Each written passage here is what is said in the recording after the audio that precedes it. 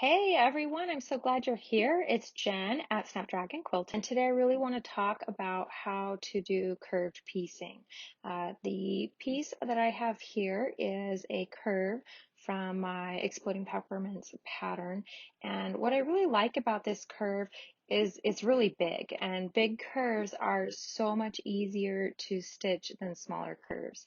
And so if you're really um, you've never really tried curved piecing, this is a great way to start. This is going to be set in a 12-inch block. So this curve is huge because it goes almost all the way to the edge of the block, because you can see the frame that I'm pinning to it. It doesn't have very much space there on those sides. With curved piecing, you really don't need a lot of pins. And I know that there's some people out there that are using like a glue stick to glue instead of pin, which I'm sure it works totally fine. This is just the way that I have stitched curves, and I've been stitching curves for a long time, and it works really well for me. And so I like to just pin at the quarter and the half and at the edges, and that's enough. So what I did is before I cut the hole in my frame, I folded my fabric to mark the quarter and the half, and that way I've got those little folds gently pressed into my frame, and I know exactly where to pin, and then I just match the corners. And so there you can see it's great. And I think part of the problem with stitching curves for a lot of quilters is we're so used to having everything match perfectly and pinned all in place, so when we stitch it, it's all there. But I'm going to show you that that is enough pins. You don't really need, well, you don't need more than that. And so let's go ahead and get started. So what I do first is I move my needle over 2 notches. I like to stitch curves with my just traditional regular presser foot. You do whatever works for you, because it's really important that the seam is scant and that it's consistent. If you're taking a really big seam when you stitch a curve, you're going to take too much of that frame away, and then your block is going to shrink. And I'm one who likes to stitch a fatter curve. And so what I did in this pattern is I actually wrote it so that you cut the frame just a little bit too big, and then once you've stitched it, you trim it down to exactly the right size. So even if your seam allowance is a little bit too big when you're using my pattern, it's no big deal. It'll trim out in the end. So the other thing you see me doing here is I am stitching with my needle in the down position. So you can see when I stop, the needle is down every time. And this is really helpful because I can lift that foot, I can manipulate that top fabric, and then put it right back down and keep going. The other thing when you're stitching a curve is you always put the circle on the bottom, and that way you've got this frame that you can manipulate around as you stitch. So I'm just going to take it nice and slow.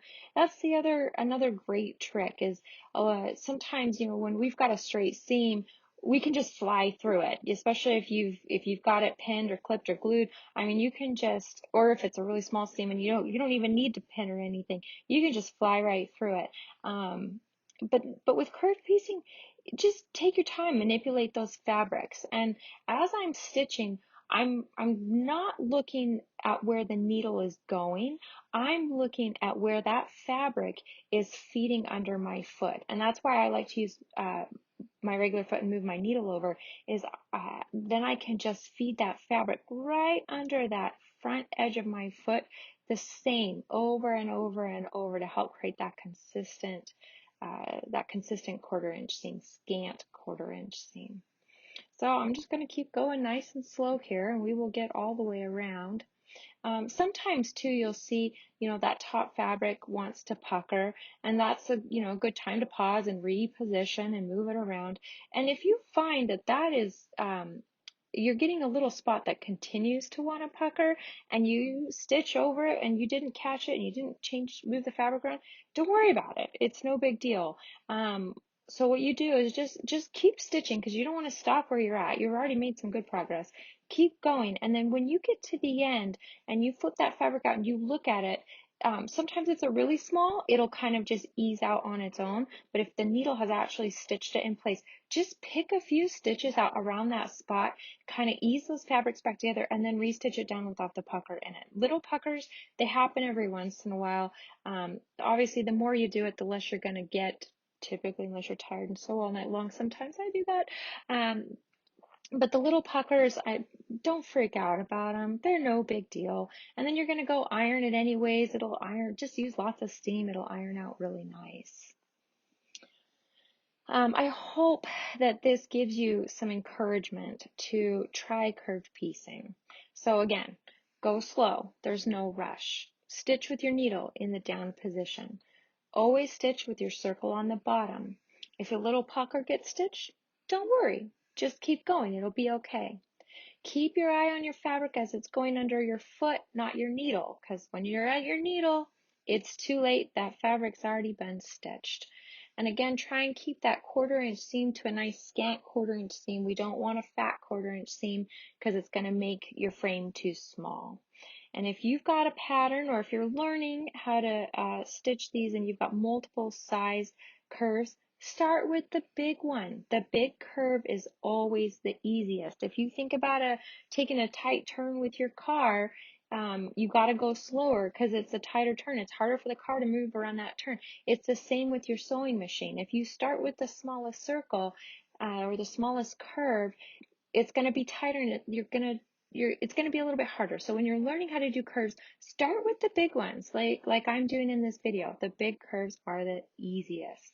Anyways, I'm glad that you stuck through to the end, and I hope this gives you some tips about stitching curves and some encouragement to give them a try.